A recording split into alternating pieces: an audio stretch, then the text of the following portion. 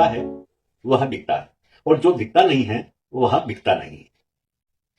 लेकिन मित्रों, यह मानना पड़ेगा कि जो दिखता नहीं है वह कहीं ज्यादा प्रभावी होता है, क्योंकि हम उसकी शक्ति का, उसकी ताकत का आकलन नहीं लगा सकते। इसी कारण से वह अत्यंत विशेष होता है और अत्यंत ही प्रभावी होता है।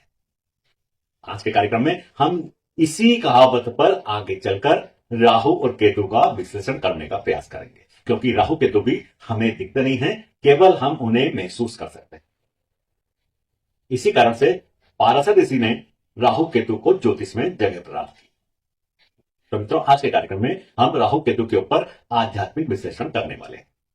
मित्रों, सबसे पहले राहु केतु क्या है इसका हम विश्लेषण करते हैं।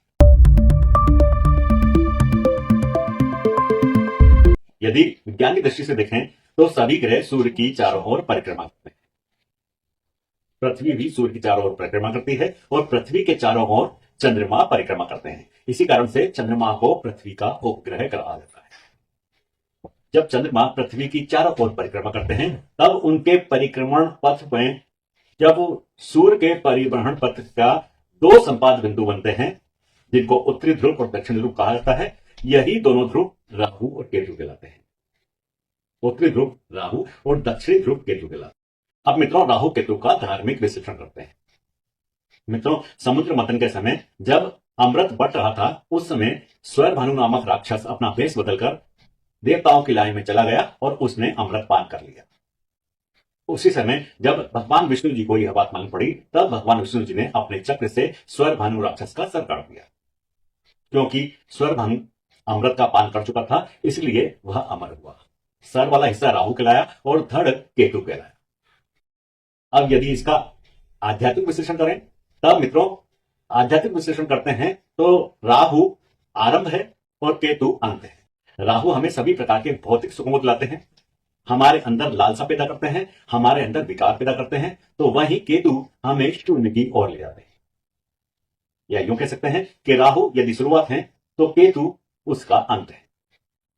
राहु हमेशा शून्य में ले जाकर हमें वैराग्य की ओर या मोक्ष की ओर ले जाने का प्रयास करते हैं। यह दोनों में विशेष अंतर है, क्योंकि दोनों ही 180 डिग्री के अंश पर एक दूसरे के सामने रहते हैं। जहां राहु हमारे अंदर प्रवृत्ति पैदा करते हैं, लालसा पैदा करते हैं, इच्छाएं पैदा करते हैं, वहीं केतु हमें उन सभी से दूर ले जाते हैं। मित्रों, राहु और आध्यात्मिक दृष्टि से देखें तो राहु एक हवा है, एक भ्रम है, एक माया का जाल है, जो हमें दिखाई नहीं देता, अदृश्य पर्दा है, हमारे बुद्धि को, मति को हारने वाले हैं, हमें भ्रमित करने वाले हैं। यदि कालपुरुष कुंडली देखें तो राहु को 11वें घर का आधिपत्य प्राप्त है, कुंभ राशि का आधिपत्य प्राप्त है। इसलिए ज्योतिष के अंदर शनिवत राहु कहा जाता है। कुंभ राशि वायुपत्व राशि है, इसलिए राहु वायु है, जो हमें दिखते नहीं है लेकिन हम उनको महसूस कर सकते हैं। केतु को 8वें घर का आधिपत्य प्राप्त है, इसलिए कुजोपत केतु कहा जाता है।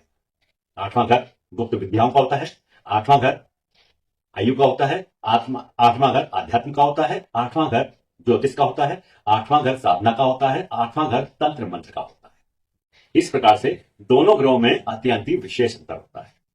अब मित्रों, राहु केतु हमारी कुंडली के अंदर अत्यंत विशेष इसलिए होते हैं कि राहु विस्तारवादी ग्रह हैं और जो भी देते हैं अत्यंत ही विस्तार से देते हैं। या यूं कह सकते हैं कि 9 ग्रहों के अंदर केवल राहु और केतु ही वह ग्रह हैं जो जीवन को अचानक से बदल सकते हैं, और देते हैं तो इतना देते हैं कि संभाल भी नहीं सकते। अत्यंत विस्तार कर देते हैं, विस्तारवादी ग्रह हैं। और जब भी राहु किसी के साथ युति करते हैं तो उस ग्रह के साथ उस ग्रह के प्रभाव को बढ़ा देते हैं, क्योंकि राहु सर है और जिस ग्रह के साथ मिलते हैं उस ग्रह की सारी जो भी उसकी ताकत होती है, जो भी उसका प्रभाव होता है, उसके अंदर, क्योंकि सर के अंदर उनके अमृत है, जो भी सोचते हैं मन से सोचते हैं। और राहु का मन क्योंकि पाप ग्रह है, भ्रमित होता है, पाप प्रभाव होते हैं, इसलिए उस ग्रह के प्रभावों को दूषित कर देते हैं और उसमें अत्यंत विस्तार कर देते हैं। लेकिन मित्रों, इतना मानना होगा कि राहु जब देते हैं भले ही कुछ कष्ट अवश्य मिलते हैं, लेकिन उसके बाद सफलता अवश्य मिलती है। राहु को 11वें घर का आधिपत्य प्राप्त है। अब यदि कालपुरुष कुंडली के अंदर देखें तो 3, 6, 11 जो त्रिकोण होते हैं, हमारे 4 त्रिकोणों में से तीसरा त्रिकोण 3, 6, 11 का होता है, इसे काम त्रिकोण कहते हैं। राहु यहां पर आपकी इच्छाओं को बढ़ाने वाले होते हैं, आपकी कामनाओं को बढ़ाने वाले होते हैं, आपकी रिपुओं को बढ़ाने वाले होते हैं, आपके अंदर लालसा पैदा कर देते हैं, आपके अंदर भौतिक सुखों को प्राप्त करने की लालसा पैदा करते हैं। यही इनका माया जाल है। इस माया जाल से जातक बाहर निकल नहीं सकता और इसमें ही फंस कर रह जाता है। हालांकि राहु आपको अपार सब कुछ देते हैं, जो भी देते हैं जिसकी आप गणना भी नहीं कर सकते, उस मात्रा में देते हैं, लेकिन इनके प्रभाव दूषित इसलिए होते हैं कि यह जो भी देते हैं उसके अंदर किसी ना जिस ग्रह के साथ युति करेंगे उसके दोष अवश्य शामिल होते हैं। इसी प्रकार से जब हम केतु को देखते हैं तो केतु के पास अष्टम भाव का आधिपत्य है। मित्रों, कालपुरुष कुंडली के अंदर जब 4, 8 और 12 यह जो त्रिकोण होता है, इस त्रिकोण को देखते हैं तो यह त्रिकोण मोक्ष भाव का त्रिकोण होता है। तो यहां पर बैठकर केतु आपको मोक्ष प्राप्ति के लिए अग्रसर कर देते हैं या मोक्ष प्राप्ति के लिए प्रेरित करते हैं, उसी मार्ग पर चलने के लिए आपको प्रेरित करते हैं जिससे आप अंत में जाकर मोक्ष प्राप्त कर सकें। या फिर आपको किसी गूढ़ विद्या का अध्ययन कराते हैं, आपको ज्योतिष बना सकते हैं, आपको आचार्य बना सकते हैं, आपको तंत्र मंत्र की शिक्षा दिला सकते हैं, उसमें आपको विशेष बना सकते हैं और उसी के माध्यम से आप आगे चलकर मोक्ष की प्राप्ति करते हैं।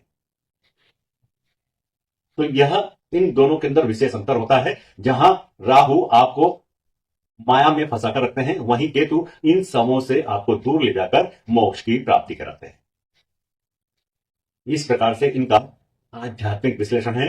यही सब कुछ हमें समझकर आगे बढ़ना होगा, क्योंकि यदि आप राहु के प्रभावों को खत्म करना चाहते हैं और राहु से शुभ प्रभाव प्राप्त करना चाहते हैं, तब आपको केतु को प्रबल करना होता है, क्योंकि राहु के बिल्कुल विपरीत तरफ केतु होते हैं। यदि केतु को आप प्रबल करते हैं, केतु को समझते हैं कि केतु आपसे क्या कहना चाहते हैं, यदि केतु के अनुसार कार्य करते हैं, तब आप राहु को भी संतुलित कर सकते हैं।